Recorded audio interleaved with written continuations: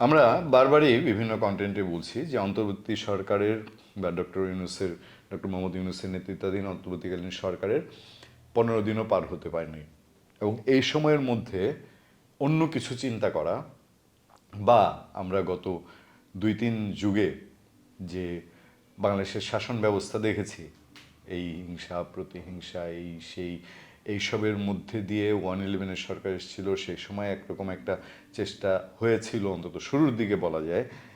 তারপর এখন অন্তর্বর্তী সরকারকে 15 দিনের মাঝেই কোনো দুশ্চিন্তায় ফেলা বা তাদেরকে প্রতি মুহূর্তে চ্যালেঞ্জ করাটা কতটা ঠিক। কেন আমরা হেডলাইনে বলছি যে পাল্টা অভ্যুত্থানের কথা বা পাল্টা ক্ষমতা দখলের কথা কেন আসছে বারবার?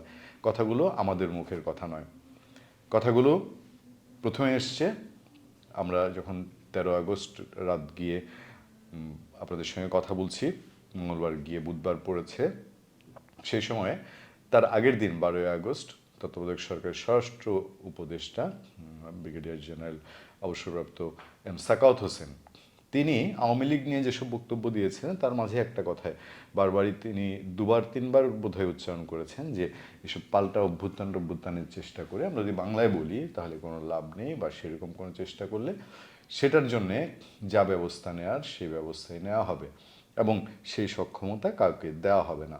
আমার সামনে এখনকার যে খবরটি সেটির হেডলাইন হচ্ছে, প্রথম আলো বলছে ষড়যন্ত্র ঠেকাতে বিভিন্ন ছাত্র সংগঠনের নেতাদের সঙ্গে অন্তর্বর্তী সরকারের 2 তরুণ উপদেষ্টার বৈঠক।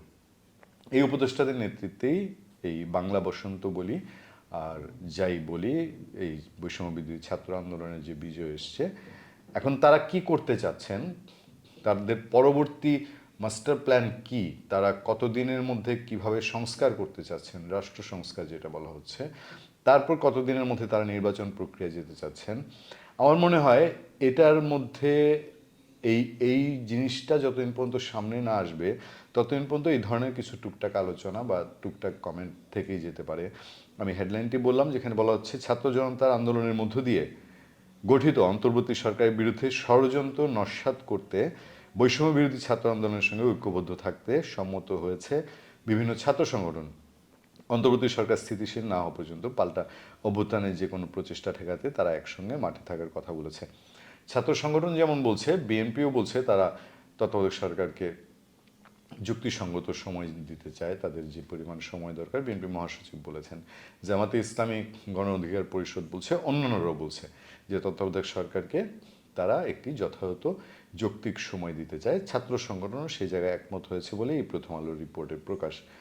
সোমবার রাতে ঢাকা বিশ্ববিদ্যালয় ছাত্র শিক্ষক কেন্দ্র টিএসসি মিলনায়তনে ছাত্র সংগঠনগুলোর নেতাদের সঙ্গে অন্তর্বর্তী সরকারের 2 তরুণ উপদেষ্টা নাহিদ ইসলাম ও আসিফ মাহমুদ সজীব ভূঁইয়া বৈঠক করেন। বৈষম্য বিরোধী ছাত্র আন্দোলনে এই 2 সমন্বয়ক ছাড়াও এর লিয়াজো কমিটির সদস্যরাও বৈঠকে উপস্থিত ছিলেন।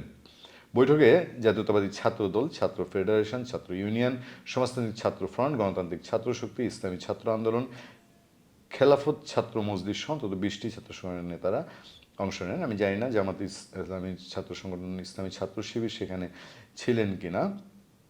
আর আওয়ামী লীগের ছাত্র সংগঠন, ছাত্রলীগ থাকবে না, এটাই খুব স্বাভাবিক এখনকার বাস্তবতা যেটা বলা যায়। বৈঠক শেষে একাধিক নেতা তারা বলছেন বৈষম্যবিরোধী ছাত্র আন্দোলনের এক ধরনের অঙ্গীকার ছিল, আন্দোলন শেষ হওয়ার সঙ্গে সঙ্গে একটা প্ল্যাটফর্ম ভেঙে দেওয়া হবে।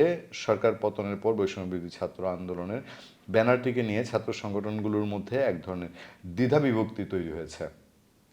তবে যেহেতু এখনো পাল্টা কিছু একটা ঘটানোর চেষ্টা আছে, তিনি বলছেন যেহেতু এখনো মানে ওই মিটিংয়ে কথা হচ্ছে যে যেহেতু এখনো পাল্টা কিছু একটা ঘটানোর চেষ্টা আছে, তাই সবাই এই ব্যানারে আরও কিছুদিন ঐক্যবদ্ধ থাকার পক্ষে সম্মত হয়েছেন।